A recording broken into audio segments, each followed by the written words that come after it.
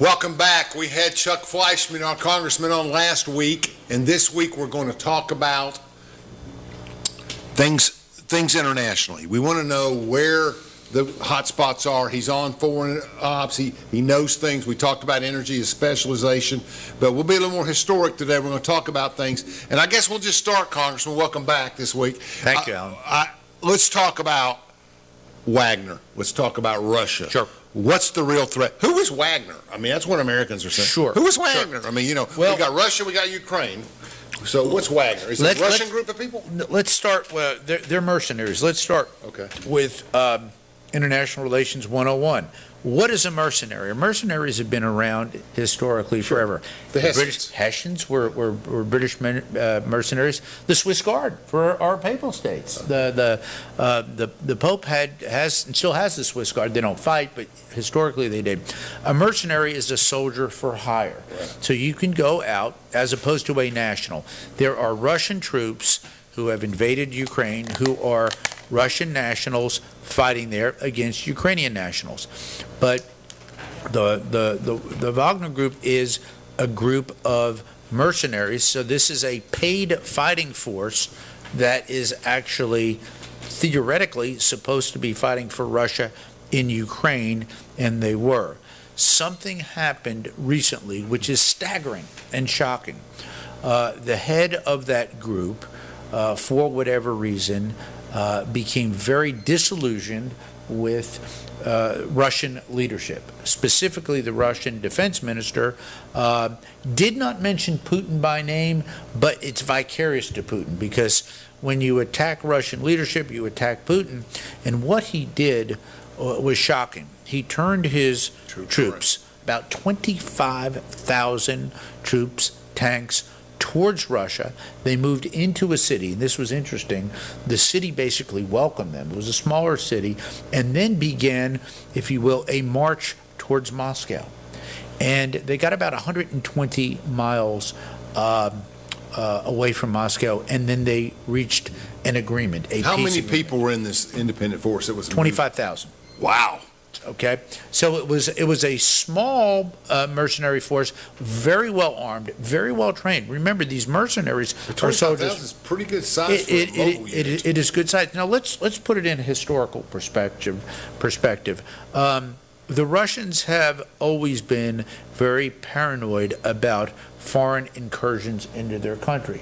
Napoleon burned Moscow. A lot of people don't know that, but Napoleon actually burned Moscow. The Russian winter got him, and it took its toll getting over there.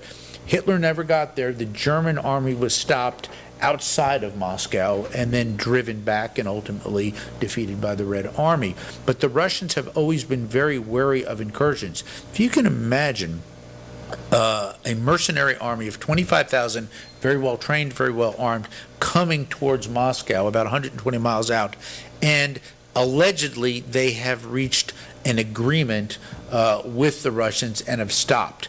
But who knows? Very, very surprising development. No one saw it happening, and it just shows you just how difficult and bad things are in Russia. So the demographics of this group would be mostly Russian? Yes, no question. Okay.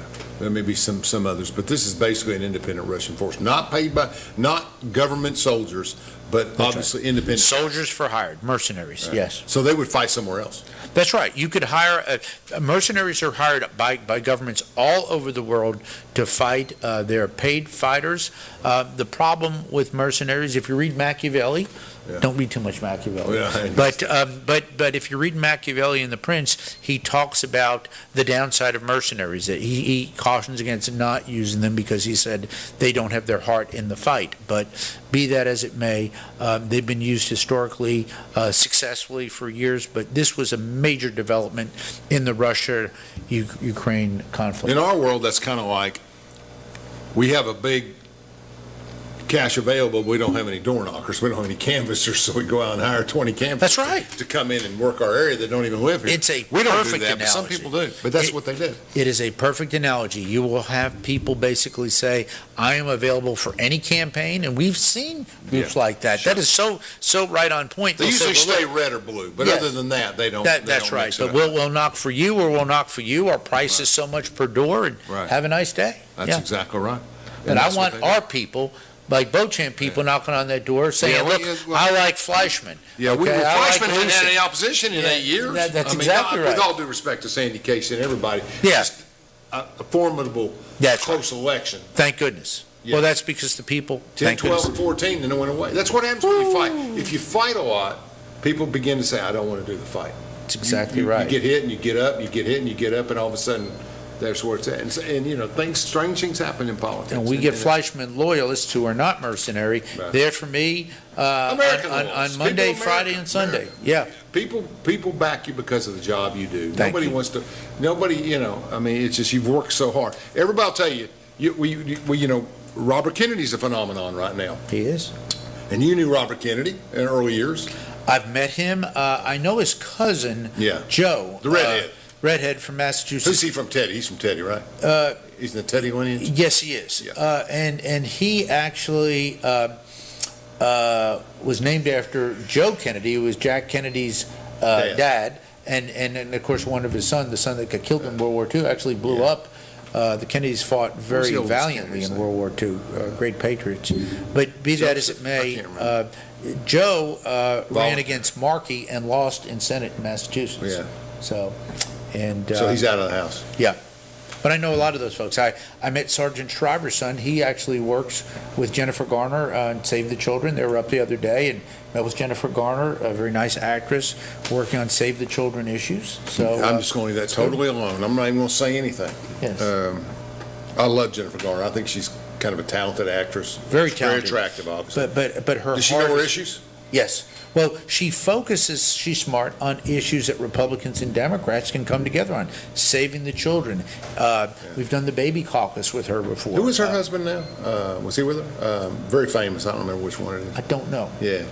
Yeah, but she's been up there a couple of years. Yeah, very nice lady. A couple different years.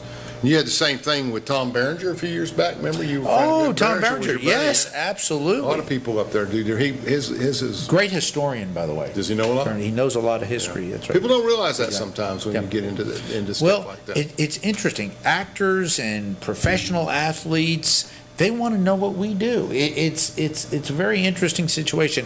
I can remember talking with Scherzer when Scherzer pitched for the Nationals. And he goes, what is it like? And he was just so interested Max, in right? my judge. Yes. And pitched for the Nationals, now with the Mets.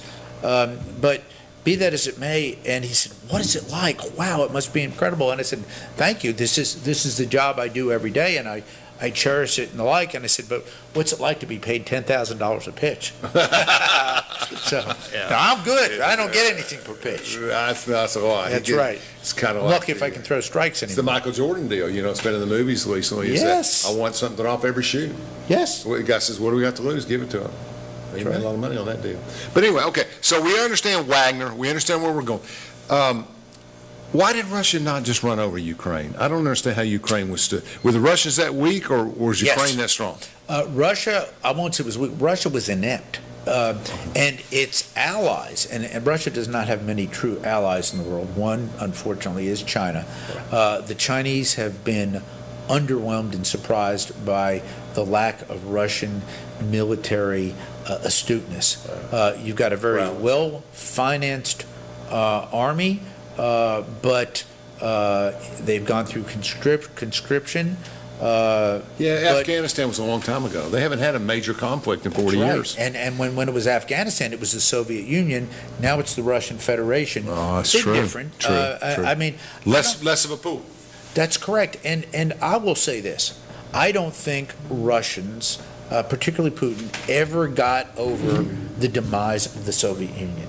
That was probably one of the I biggest think that's events his in my- driving force. I mean, when you Yes. read about him, Yes. you know, I mean, basically, he's trying to restore that sense of pride and that stuff to him in a kind of a chaotic way, maybe. you Yes. know, that kind of thing. When the Soviet Union collapsed, it was international news. It left the United States as the world's only superpower.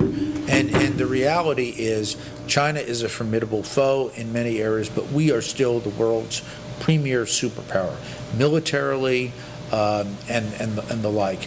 But Russia has just disappointed itself and its allies. And the other thing about it is Ukrainians are fighting for their country. Right. The Russian army has It's a pretty big invaded country, 80 million people. It's a big country, and it's a large agricultural country. It's a very large expanse. It's hard to get, when you're going with ground troops, it's hard to cover, right? Indeed. But So- the western side has never been, the western side of the country that borders Poland has never really fallen in any way. It's been pretty intact, right? That is correct. Although, when we were looking at what Russia might do in Ukraine, we thought that they might invade in some of the northern eastern areas, come down, provinces, down from Belarus and the like, where they actually probably had some internal sympathizers. That's correct. And or in the Crimea.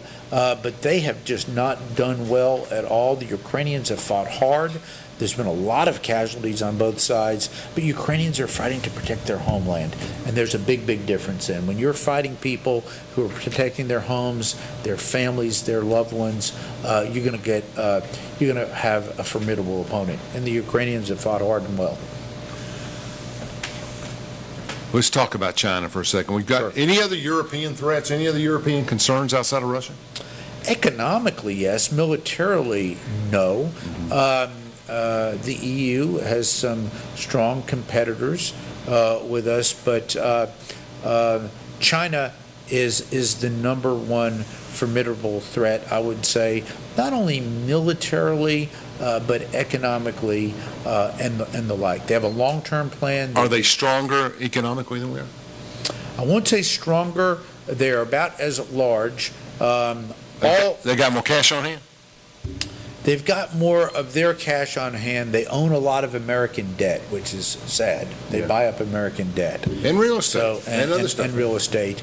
They are on a march, a long-term march for what they would term world domination. They've got a long-term plan. They're strong in South America. They're strong in Africa. They bring a model which sadly has been successful. They'll go into a country and say, we'll build you a road. Okay, we want a road. We'll build you a nuclear power plant. We'll build you Bridge, yeah. anything, a bridge. Well, how are you going to pay for it? We'll pay for it. Now they can't pay for it. Okay, if you can't pay for it, how about you let us put a base here and that? So it's been a successful model. The United States has got to be more astute. We've got to come up with ways to counter that. But the consistency of that argument is, that's the way it's been done for 5,000 years. The guy with the money Yes, who comes in, who's willing to make the deal. The Romans had certain long, far out they did. territories, and they did the same kind of deals. Roman Empire, fascinating. Actually, with the Romans, though, they wanted people to be part of Rome. It was a very interesting thing. They'd come out and say, look, we want you to join us. If you join us, we won't attack you. If you don't join us, we'll attack you and get you anyway. But yes, but the Chinese have been aggressive. They've been successful. We still have major technological advantages. Sure. We have major military advantages. Our nuclear arsenal is better. They do have nuclear arsenal. Our ability, the American military ability to move logistically, troops, supplies, is second to none. And I think that's something that stands out. Now that we are properly funding the military, I'm doing that as an appropriator, we want to make sure that we have the best planes, tanks, munitions, trained personnel, but we've got some work to do. You know, what about India? Big place, lots Yes. of people, and I've never met an Indian that wasn't smart. I mean, very, very impressive people. Let's talk about India. Modi just came to Congress, Okay. addressed a joint session. India now, population-wise, is the world's largest democracy. But it's a fascinating country. If you recall, former British colony, Yes. got its independence after World War II. They agreed to fight 1947. for the Allies. And when they did that, and then, of course, India broke off between India and Pakistan largely being Muslim, Sure. India largely being Hindu, although India does have a lot of not only Hindus but Muslims as well. Modi's having to deal with all of and a lot of Christians as well, but primarily Hindu. India is a growing economic power. Now, they are a nuclear power. We can never, we talked in some of our other shows about the 10 or so nuclear powers in the world. India is one. Pakistan is another, though. So that is the check in that system. Their largest adversary would be probably Pakistan. Is it a hostile border? It is a contentious border. It is not as hostile as it was. I think the fact that they both are now nuclear powers and both have their set priorities, it's not as hostile as it was. I think there'll always be that built-in tension. But the Indians, unlike the Chinese, the Indians don't have a worldwide domination plan. That's correct. What India has focused on is building the Indian economy. You're seeing a larger growing middle class and upper middle class in India. But you've got a country where a lot of languages are spoken. Sure. And that's very important. You've got so you have regions. Mandarin Chinese over here being 1 billion plus people. Yep. Over here you got Sanskrit and other things that are working, right? So does India have a uniform language that most of them use? A lot use the English language because Yeah. it's the language British, sure, they of commerce as well. So most Indian people I meet from India or in this country will speak English and their local dialect. Having said that, India has made tremendous strides. Again, a nuclear power, their economic base is growing. Internally, their consumption, as countries gain more affluence internally, we've seen this with China. There are more demands on their economy. Oddly enough, they have cozied up a little bit, in my view, too much to Russia and not so much China, which is interesting.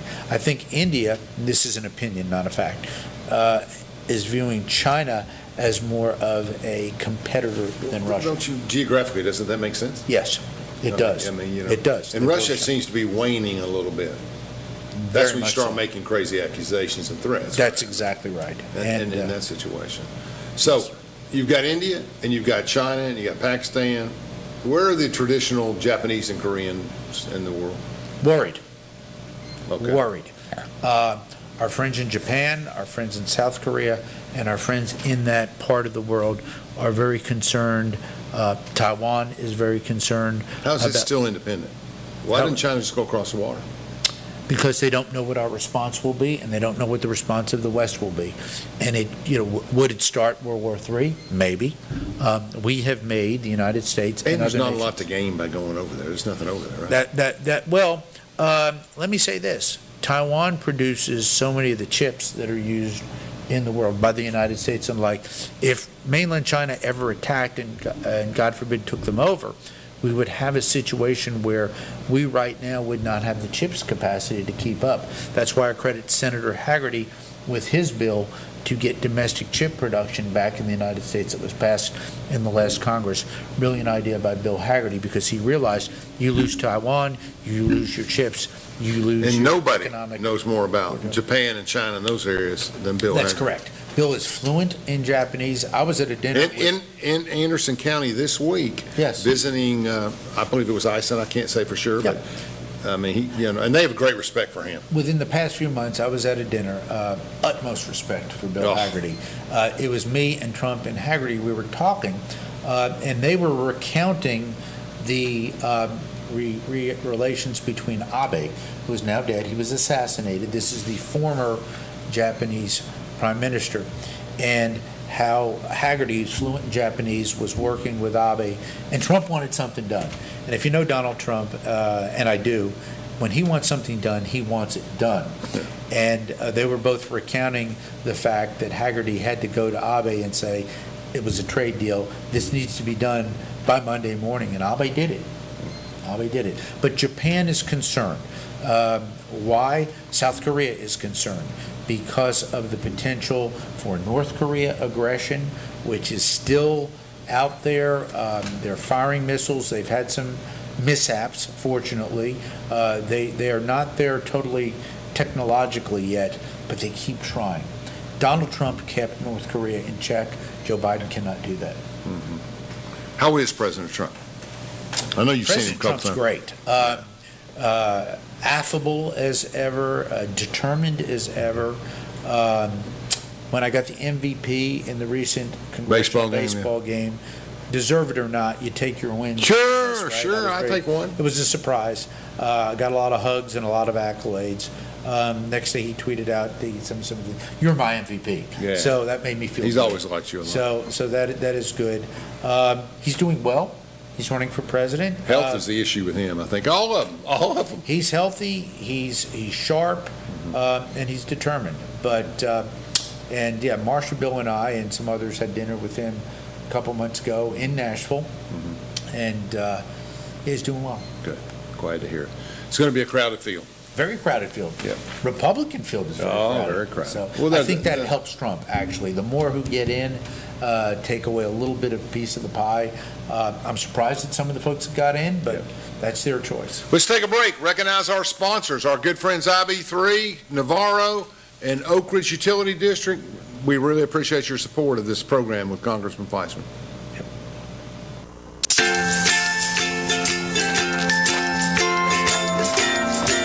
All right, crew, let's get started. All right.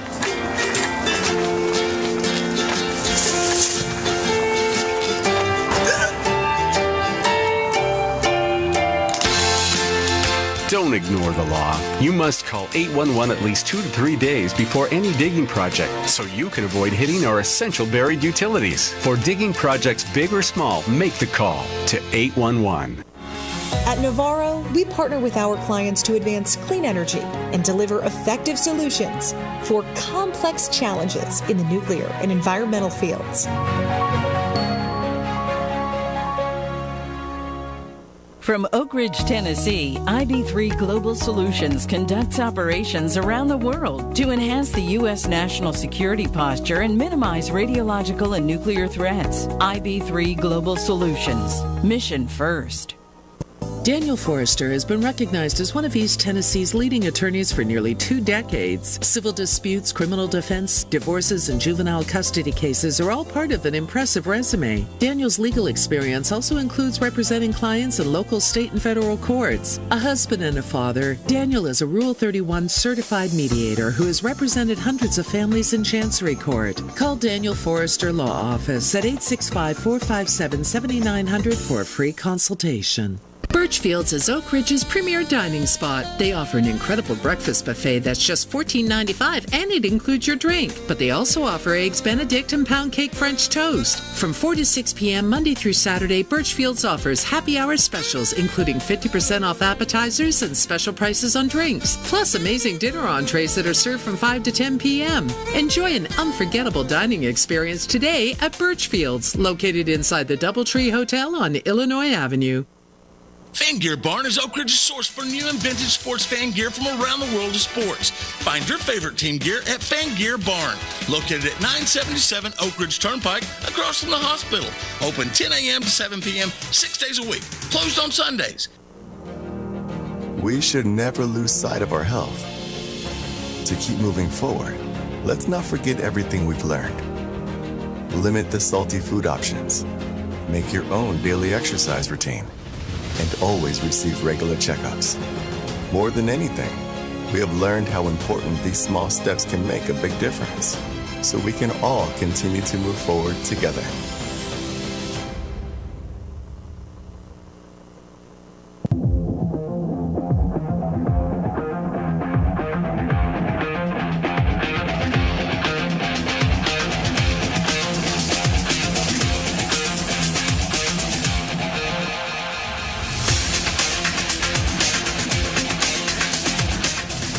Welcome back to Between the Lines. We're talking about international affairs with Congressman Chuck Fleischmann. He's on the Foreign Ops Committee, and he knows a lot about it. And we were just talking on the break about Northern Hemisphere versus Southern Hemisphere. You know, 2/3 of the world's population, I believe that's a guess, lives north. And you got Australia, you got a few places south. Obviously, Africa's major, and some others. But it just seems like over the 5,000 years of world history or longer, the Northern Hemisphere has dominated. And I don't know why this, must have been something. Why wouldn't we have more stuff going on? Tell me about Africa. Let's talk about Africa. Yes, a great continent, fascinating countries, still in many ways suffering from the effects of colonialism. If you recall, the British, the French, the Portuguese, we're still less than 100 years from that. That's the right. Italians, all had colonies there. They had rich histories before then in the countries.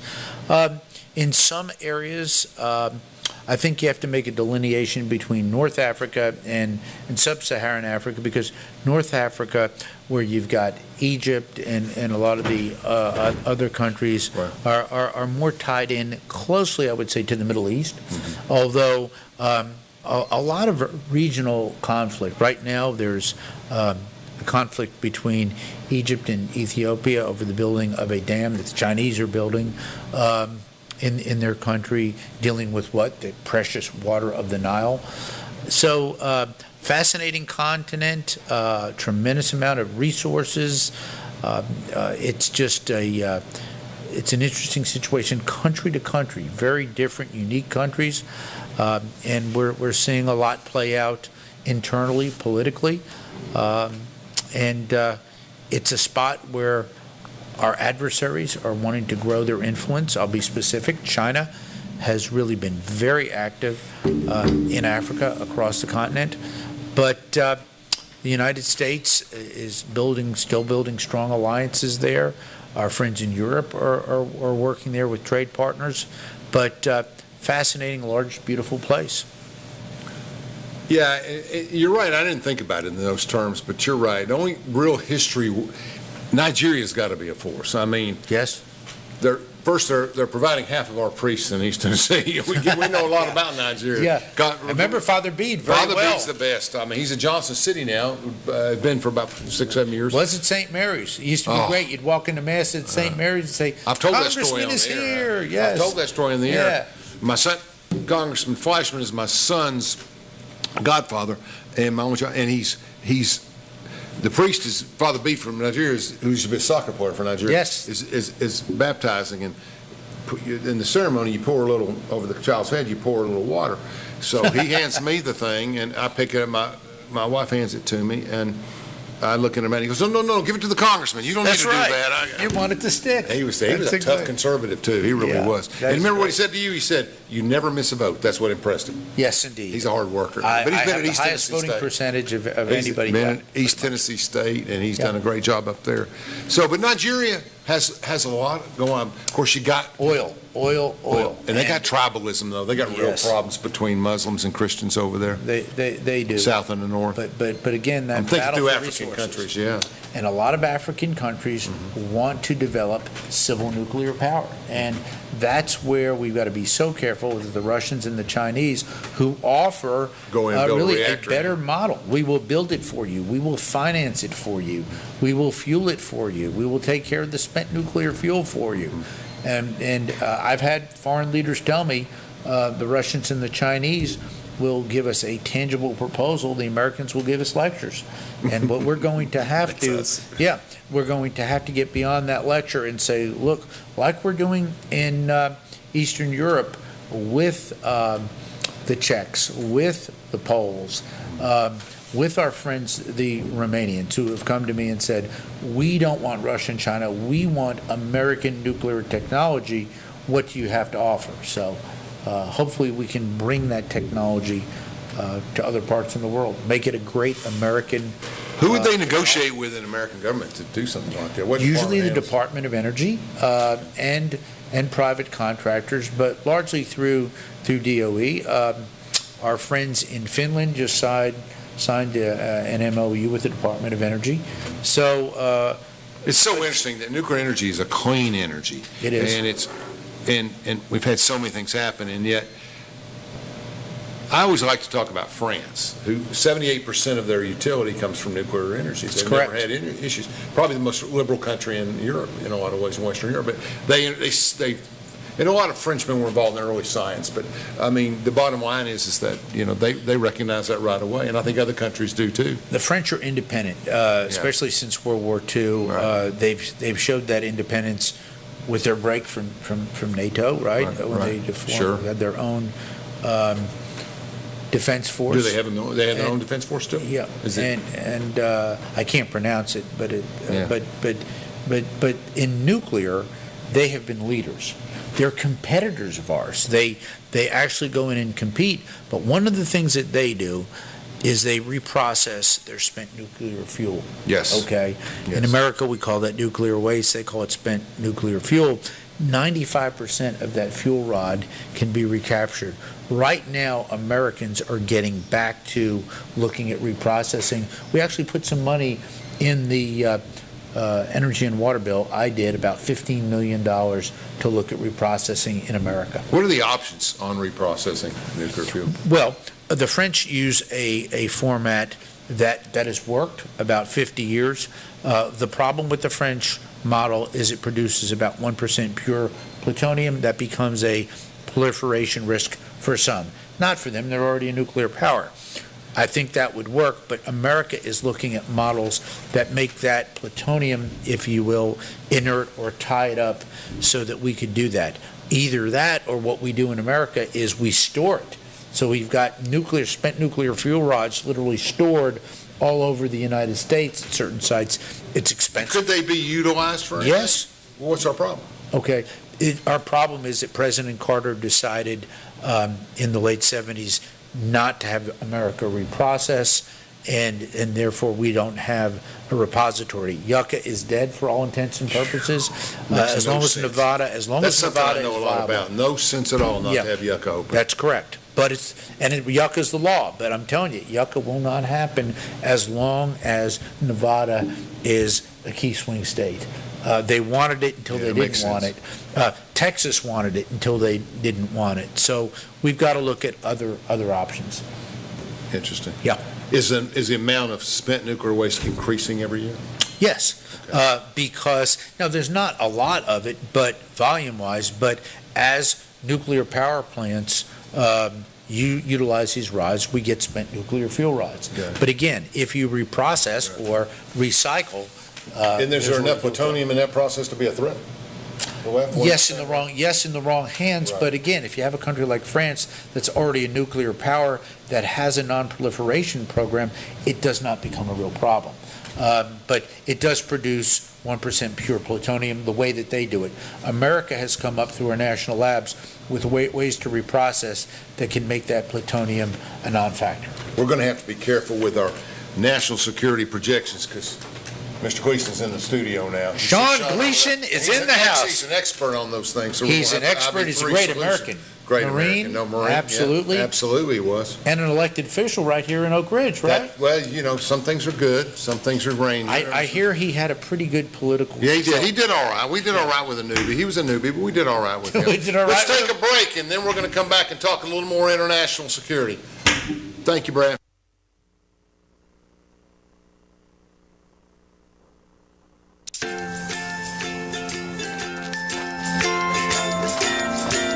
All right, crew, let's get started. Sure.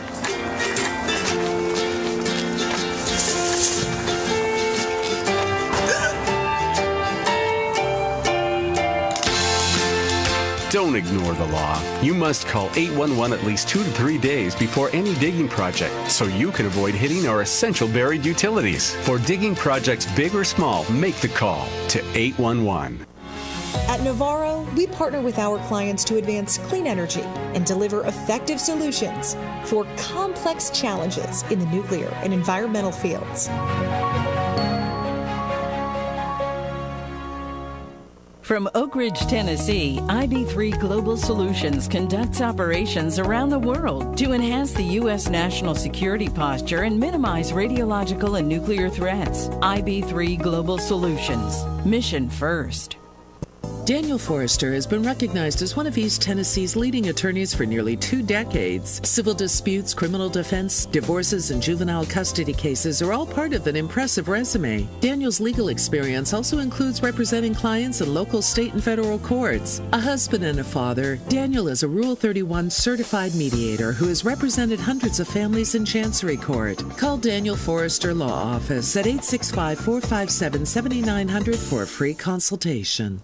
Birchfield's is Oak Ridge's premier dining spot. They offer an incredible breakfast buffet that's just $14.95 and it includes your drink. But they also offer Eggs Benedict and pound cake French toast. From 4 to 6 p.m. Monday through Saturday, Birchfield's offers happy hour specials, including 50% off appetizers and special prices on drinks, plus amazing dinner entrees that are served from 5 to 10 p.m. Enjoy an unforgettable dining experience today at Birchfield's, located inside the Doubletree Hotel on Illinois Avenue.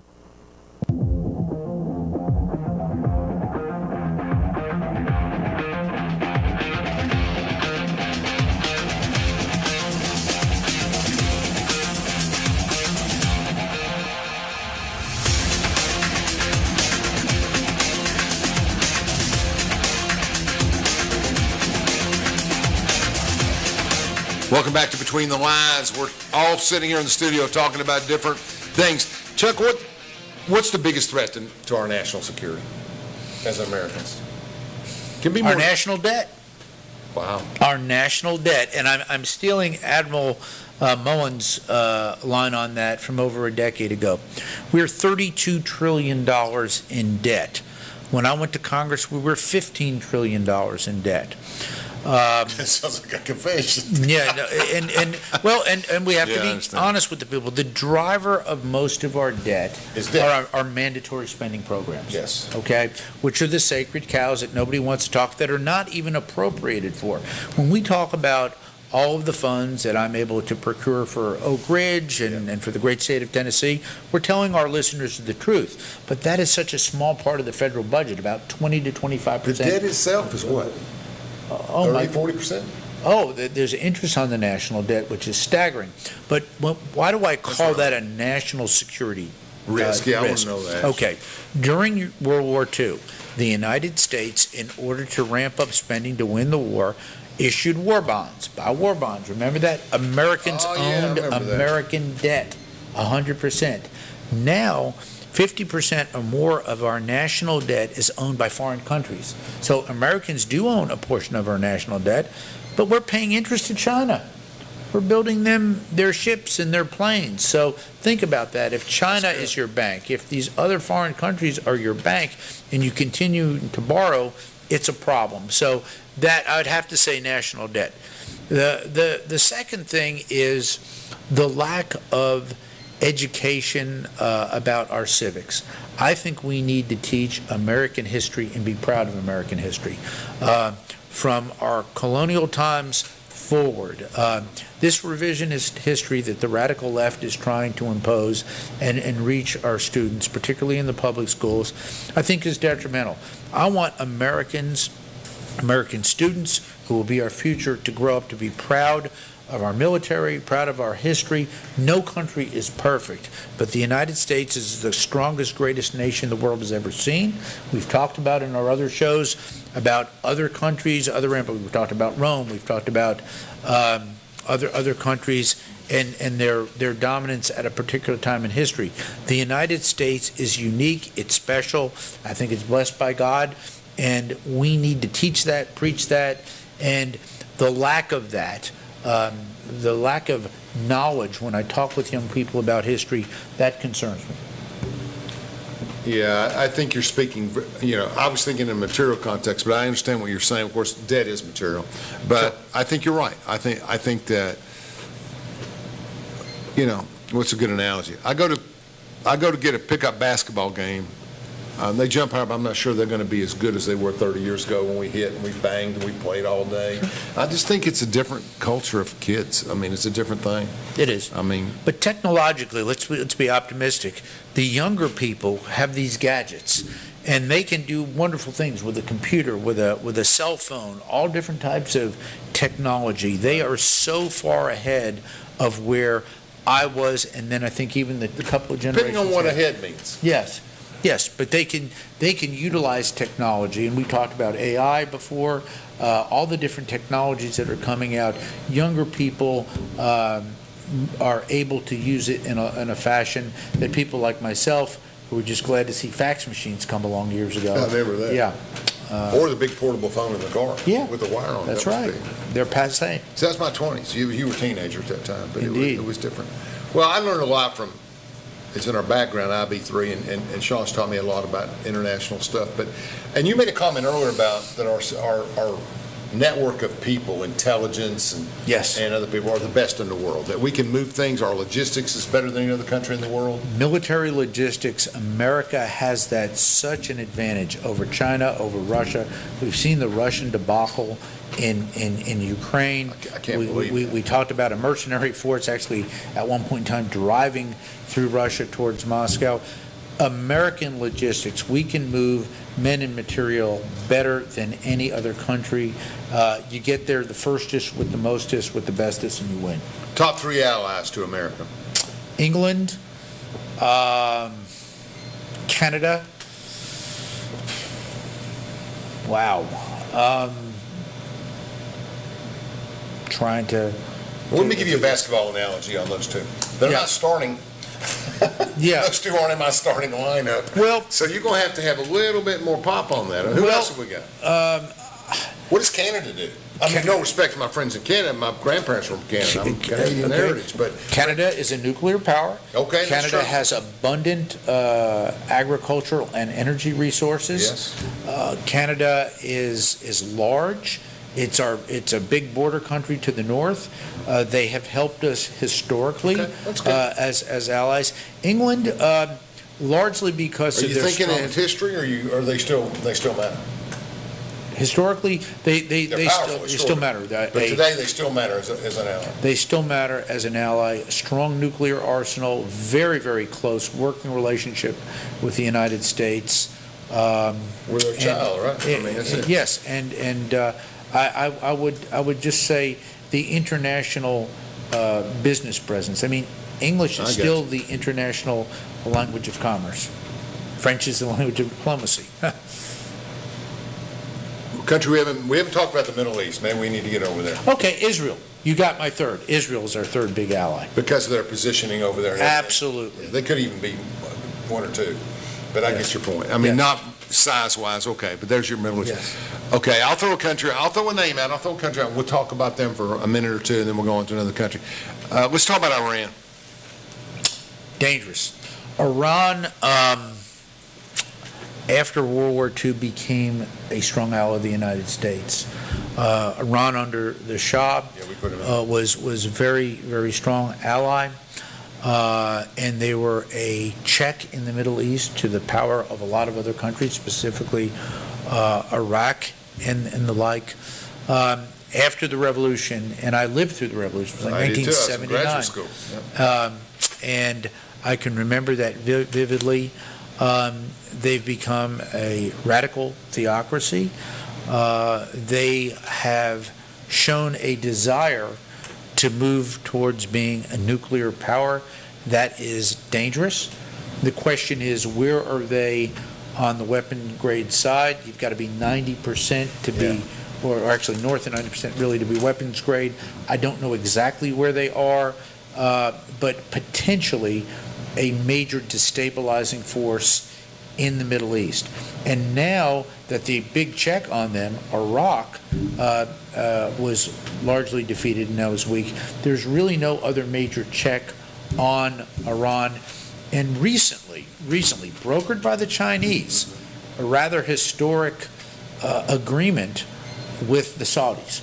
The Saudis had always wanted to be the large, strong Sunni leader in the region, always very hostile towards the largely Shia Iran. Now they are talking, now they are working together on a deal brokered by China. So potentially oil, defense, oil, defense, they've got a lot of commonalities. And then you look at where our allies are. Turkey. Egypt. Well, Egypt is still a U.S. ally based on the Camp David Accords. I know President Sisi well. I've spoken with Sisi at length. I've been in his office in Cairo. But Egypt is a large country, but it's a poor country. It doesn't have much oil. It doesn't have resources. Turkey's kind of stuck in the middle there. It's kind of caught in a base there. Let's talk about Turkey. Turkey, NATO member, one-time strong ally, but Turkey under Erdogan, who recently surprised the world with the magnitude of his win. A lot of folks thought he was going to lose. He won. What does that mean? Turkey under Erdogan has moved stronger toward a less secular state. Sure. Ataturk brought Turkey in the modern era many But ways. in the same situation, so is Yeah. the southern United States in the Tennessee legislature. I mean, Well, you know, my I'm not friends. trying to be funny, but Yeah. what I'm saying is, I argued in a speech yesterday, I said, everything's becoming tribal. America's becoming tribal. You got the Northeast. No, it's a little more philosophically tribal than personally, but you get that in Eastern Europe. You get it in the Middle East. You get it in other places. From Khomeini, as you mentioned. I mean, it's become more tribal. We're more. This is who we are. We can't bring the melting pot theory has not had a good 50 years. Well, Go ahead. sadly, since I've been in Congress, we've seen a greater polarization. We've Sure. seen greater differences. And yes, there are certain parts of this country that Reflect those things. they not only reflect, but they espouse an ethos that I think is detrimental Us and them. to where we are as a republic. That's right. And we're seeing that in voting rights. I mean, states that are actually going out and saying the winner doesn't win, you can have plurality voting, or you can have first, second, and third choices. I talked to some other Yeah, people. they do that in New Hampshire, right? They do it in, Vermont? let's see, they do it in Massachusetts, they do it in Alaska. That's to protect your person. I mean, I've looked They at the do it system. in Maine. Yeah, Maine. My- That's my the one friend- we know most Maine. about, Maine. Yeah, my Collins friend, in trouble. yeah. And so there's a lot of different things going on. The Supreme Court just recently ruled. You're going to see some redistricting of states, particularly in the South.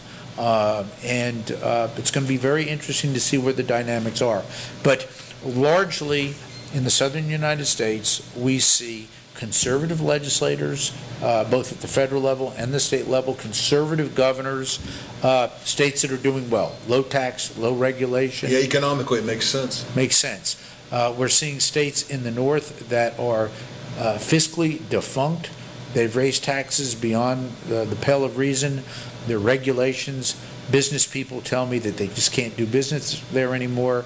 And unfortunately, the vast majority of their legislators, even at the federal level, vote that way. Yeah. They reflect their Try to stay in their populace. job, keep Yeah. their job. So that's where that is. And I'm not sure that's not bad, but you need to go back to your populace and talk about different kind of strategies. I Yes. mean, it's different. I'm kind of grouped on that. But I think tribalism, especially on a religious basis and other things, whether you look at Iran, Turkey, or anywhere in the world. Yeah. I mean, I always tell the example, the Soviet Union held everything together for 70 years.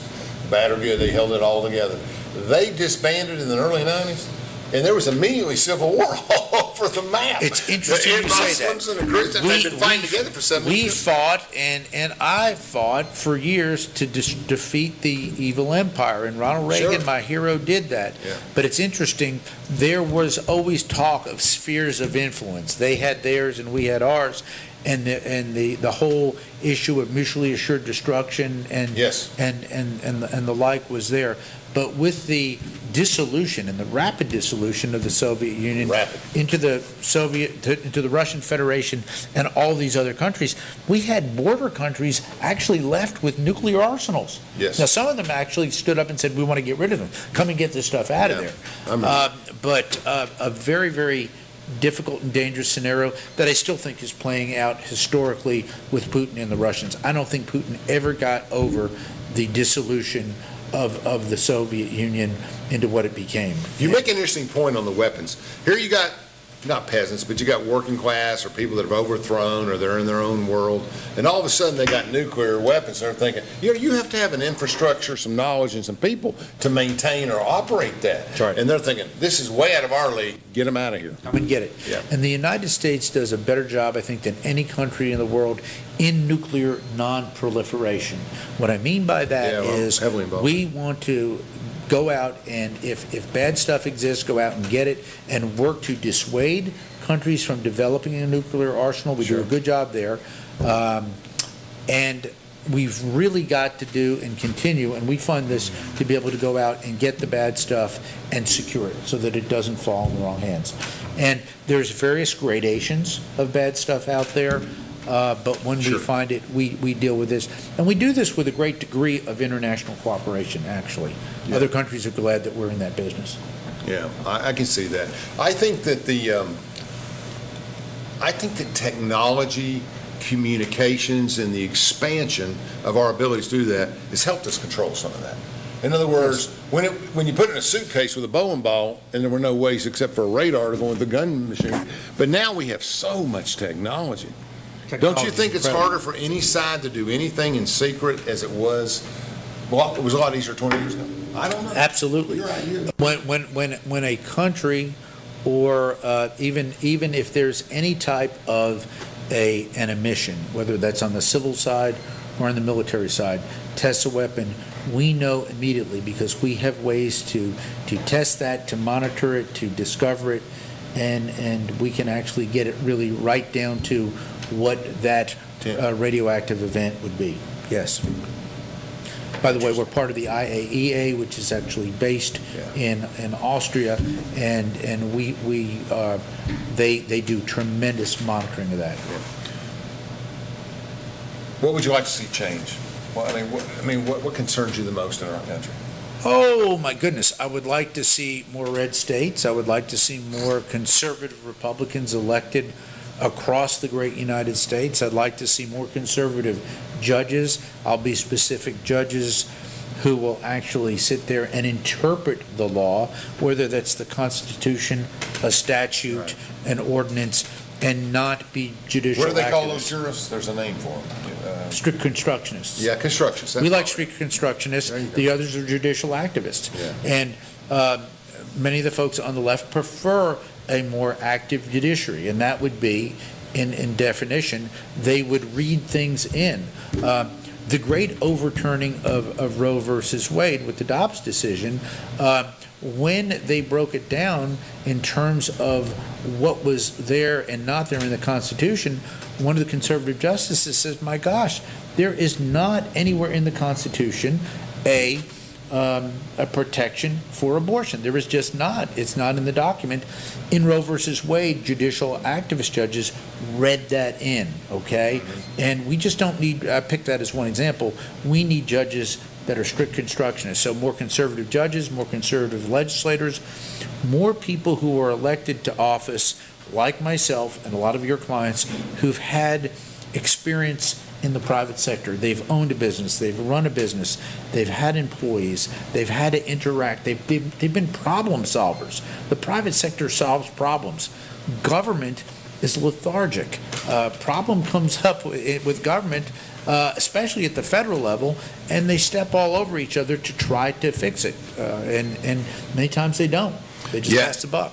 You know, I joke in my own town, you know, we have a $5 million, they're getting ready to revamp the Civic Center into a convention center.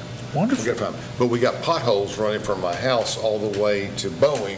Boom, boom, boom, boom, but we can't get filled up with concrete, So local government's a good measurement of how hard it is to get a lot of things done. But, and Sean and I were talking about this last week, it's an old town with an old infrastructure. Yes. I mean, it's very, very old, and we've got to put money into rebuilding some of that thing. And to be honest, we get, the more young people we get involved, I'm ready to turn it over. I don't mind consulting, or I don't mind being the Wagner of Tennessee politics, or whatever I am. Yes. I don't mind going out. You're loyal. I'm loyal. Yeah. You're not a mercenary. You've been very, very loyal. You've been very loyal to me and my political career. Well, your family, though. That's a little bit different. And our friends, but and that's a bellwether. But yeah, infrastructure. I have to talk about the Oak Ridge water plant. Yeah, we forgot. Important. You got $5 million for that plant. I got 5 and 3 and 5 again. That's 13 in Catholic schools. So, that's right. That's good. I'm glad you did the math for me. So that's fantastic. That's important. Oak Ridge needed a new water plant. DOE turned over its old water plant. It was antiquated. It wasn't working, and for whatever reason, we could never get the Department of Energy, that does a lot here and does a good job here, to buy a water plant or to fund a water plant for the city of Oak Ridge. It's needed it. And because the city of Oak Ridge has a smaller population, we did not want that to be spread among the taxpayers or among the ratepayers. They Yeah. just could not afford it. I don't know what percentage DOE usages have, and it's like, why 12 very minutes, high. but it's getting close to. Yes, it's getting up there. and they should pay the fair deal- share. They should, and it's a safety concern too. You always want to have a Oh, good, listen to me. safe You had the water same supply. experience. We got Yeah. the same phone call every 2 weeks for 10 years. Yeah. For Warren Gooch, it's going to break today. Yeah. Give Mayor Gooch credit. He stayed on the water plant Absolutely. and everything. So we're going to get that funded. We've broken ground there. But you're right. This is a city with an older infrastructure. That's why when we're tearing down legacy facilities under EM, on nuclear cleanup, and we're cleaning the ground down, this is where we're ultimately going to build a great Oak Ridge Airport. That is a priority for me. I know it's a priority for a lot of our elected officials, but there's so much Business more. leaders. And our business leaders. But we're attracting new businesses. I will go out to the old K25 site, ETTP place, and look, and we're seeing new businesses come in on former legacy land that was in the DOE portfolio. It's now on the Oak Ridge tax rolls. It's now hosting new cutting-edge companies. It's really inspirational when you see this. So this great traditional city, Oak Ridge, now is spawning, giving birth to great new American industries. Yeah, and I just think there's so much potential, and it's not an Anderson County phenomenon, but there's so much potential going west into Roane County, where we have an airport, we can build new businesses, and a lot of the leaders here locally, and a lot of our younger leaders, have talked about the need for almost a fourth OEM, like a major anchor business in the West that would bring 2,000 employees, something like that, Yes. that could work out there, and we could build around it and get some of the future that we really need. Oak Ridge could move ahead. They shouldn't be sitting on 3 OEMs that they depend on 24 hours a day. Understood. And that leads me into a discussion we've got to have, workforce development.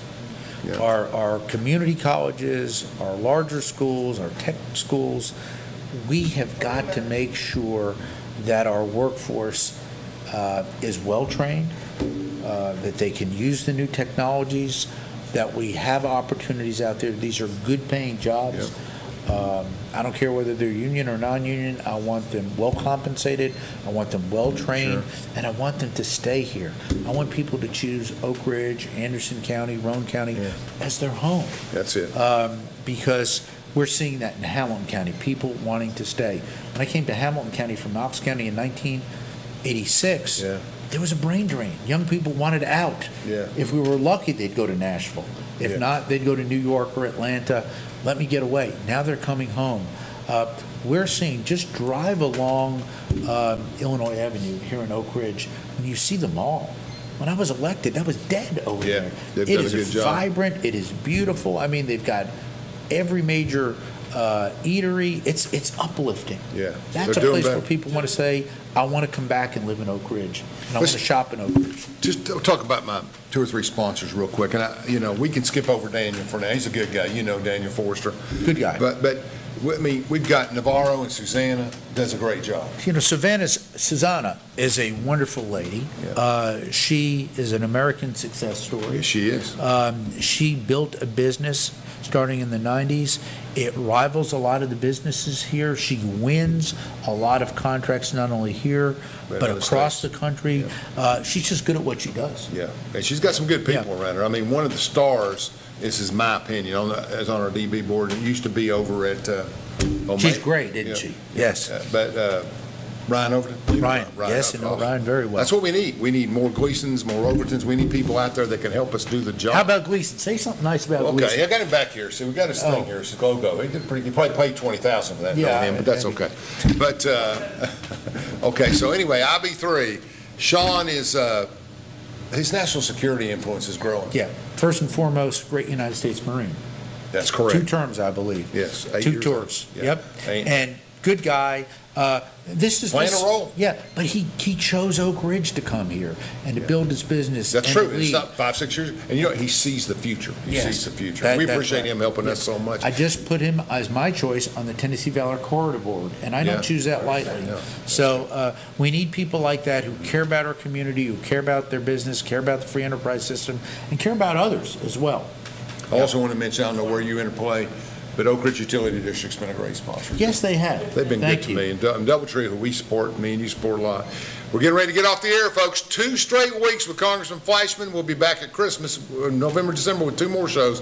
But he's doing a fantastic job. We're very Thank lucky. you. Thank y'all so much.